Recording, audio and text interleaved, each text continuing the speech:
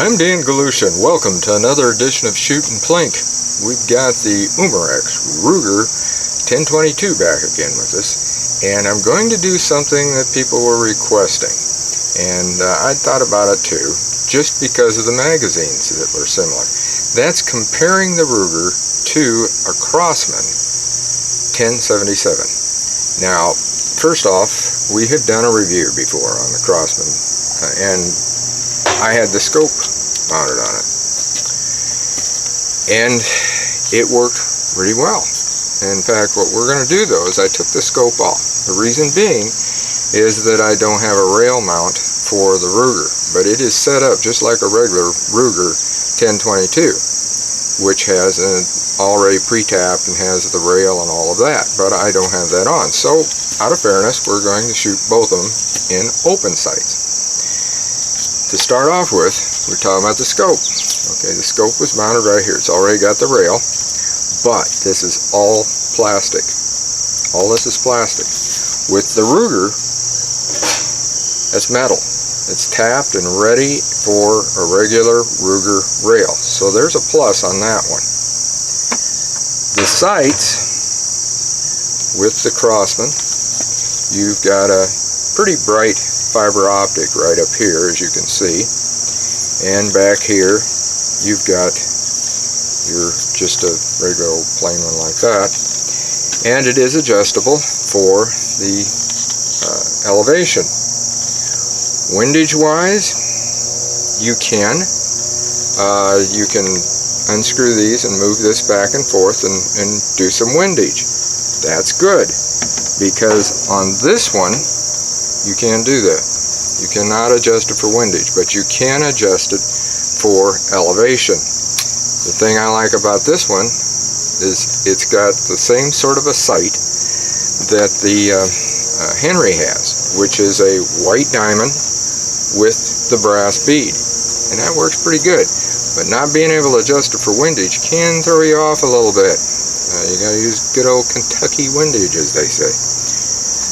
Now, we're going to talk about the magazine. The one thing that is quite similar to the two of them, here's the magazines. This is the one that comes out of the Ruger, and I've already got these loaded. And by the way, we're going to be using H&N pellets that are just the wad cutters. Now the difference here is that you put into the gun like this so that it fires it out this way. This one, you put it around this way. So they're set like this. They will not, you can't take this and put it into there. They're a completely different round magazine. This has got 12 rounds, whereas this one has 10. So, which is just like the actual Ruger. I mean, that's what they're trying to stick to. So you got 10 rounds here, but you got 12 in the Crosman.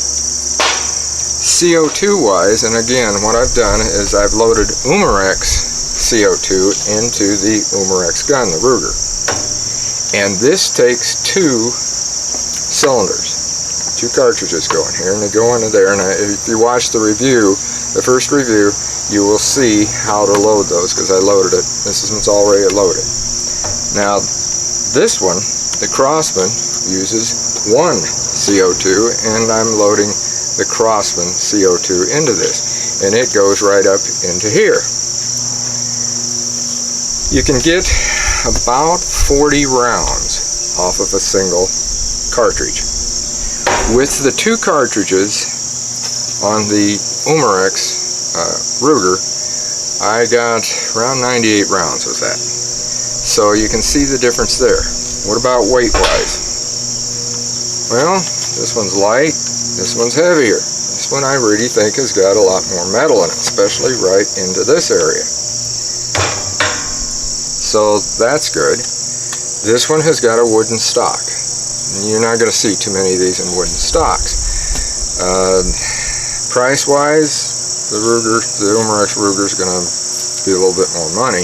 Can't remember what it is right now. I happen to get this one on sale for $88. Got it through Walmart, believe it or not. I found a wooden one. A lot of people say, you got to be kidding, you got wood. It's not the best of quality wood. It's just a very cheap wood, but that's okay. As far as velocity, they're just about the same, right around 650, 700 right in there somewhere, between 6 and 700 I should say. If I had a regular old chronograph, we'd see what we actually had in it. But what we're going to do is we're going to shoot these side by side.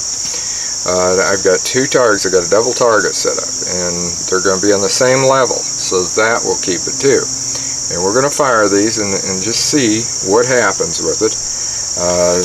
And by the way, this is a semi-automatic. You can, as fast as you can pull that trigger, that thing's going to fire.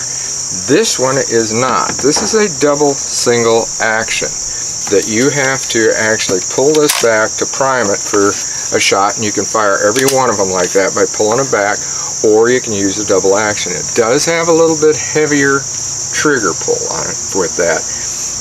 The reset isn't too bad. It comes right back up pretty good. So I have shot it both ways, but with all this tendonitis and that, I'm having some problems, and hopefully I can feel it right now just holding the gun and holding it up here. So we're going to try to get these two shot, and then we're going to grab the targets and we're going to come back and talk a little bit more about this. So let's go shoot. Okay, you can see the two targets down here, and I got the Ruger to the left and the Crosman to the right. So we're going to start out with the Ruger. We're going to shoot from 10 meters, see how we do with it, get the safety off, and we're going to try to hit that thing.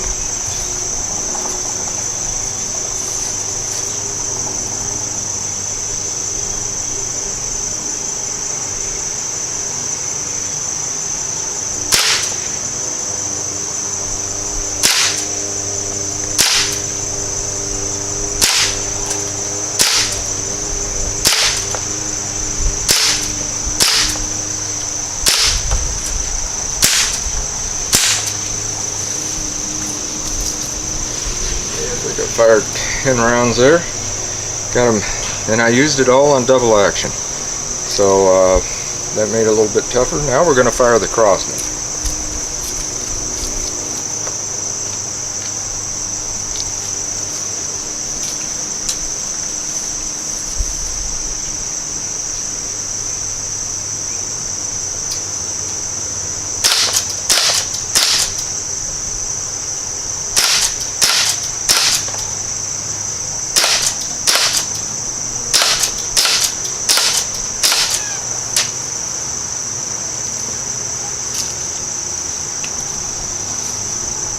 Well, from here it looks like the sights must be adjusted a little bit low or something on the Crosman.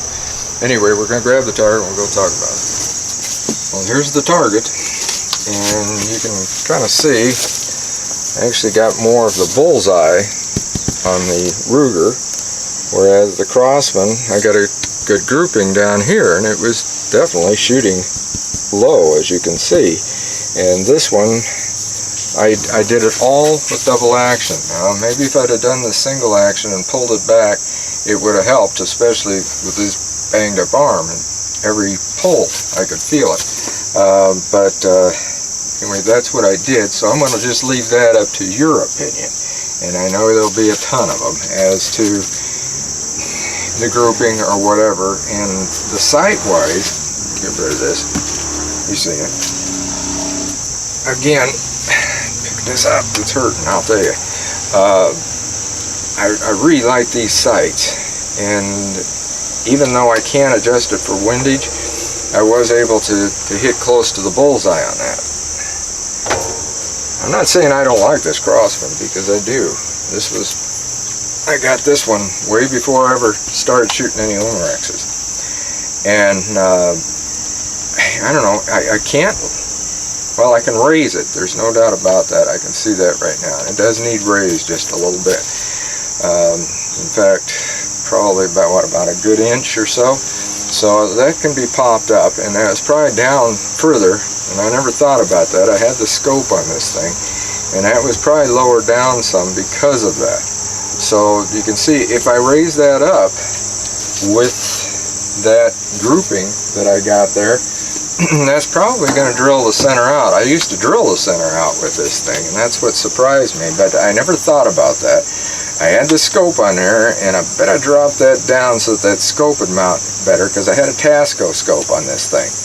And looking at it, yeah, that Tasco was down a little low, and I know when I took it off and slid it off, it hit this, so it had to go down low enough, and that's exactly it. I lowered this thing, and I'm going to have to bring it back up, and then it ought to do okay. So let's take that into consideration on that. We'll take a look again at them. Alright, now, if I raise that, it's probably going to drill it out right around here, and it should be pretty good. This one, again, I have to use my Kentucky Windage. Why this was splattered all over, I can guarantee you why it was.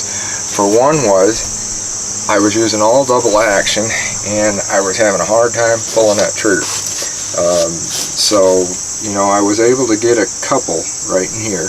Again, this is 10 rounds, this is 12. And they were all within, these are 4-inch circles, by the way. Yeah, they're 1, actually 3. Yeah, they're 3-inch circles. These are 3-inch. So everything was within 3 inches.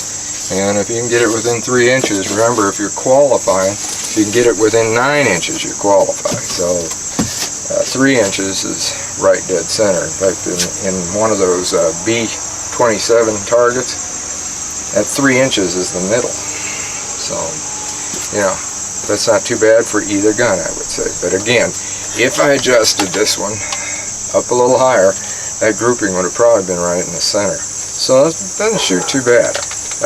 And that is probably the biggest drawback on the Umarex in comparison to this, is the not being able to adjust it for the windage where you can on this, and that heavy trigger pull.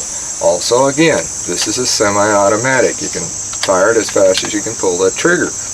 This one is not. So, you know, just keep that into consideration. Otherwise, it's kind of hard to say one or the other, because they both got their good points, they both got the bad. Again, 1 cylinder, fewer rounds you can fire. 2 cylinders, you can fire up to, I don't know if it had ever hit 100 or not. Like I said, the most I fired was 98. This one, probably the most I've ever fired was 40, and that's out of a single cylinder. I used the right ones. I used the Crossman in this, and I used the Umarex CO2 in there, so they had that benefit, and they both used the same H&N wad cutters. They're called plinking pellets. So we made that a level ground with it too. Removal of magazines. That's what I want to talk about. This, if you get it right, it doesn't remove too badly. But sometimes it'll stick. But most of the time, well, here, see, it sticks. Okay. That can happen with that one.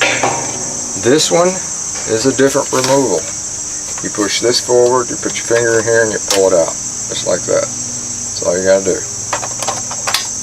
It snaps in. So, removal and insertion of magazines is almost identical. Except that, like I said, this one, you have to put your finger in, pull it out. So you definitely are using the 2 trip ways that way. This one is just got these 2 little things here, these tabs, and again, it got stuck there, and it comes out like that. They do have, you get these separate little magazines. I've got a ton of these for this Crossman, so that shows you how much I've shot it. I'll load those up ahead of time. I don't know why I got that many, because only shooting 40 rounds at a time, you got to put another CO2 in there. And I've probably got, I don't know, 7 of those extra ones, and don't need that many. But anyway, that I definitely recommend that if you're going to shoot either of these guns, you get some of those extra magazines, because it makes it a lot easier than having to stop and reload and do all that, because you got to sit there and push them in. And that's something about each one of those. When you are doing that, I'll get this one out since I've got it in hand. When you are loading these, which make sure you load them the right direction with the pellets, wherever they're going to go, and also make sure that they're pushed down flat in there, because they can jam.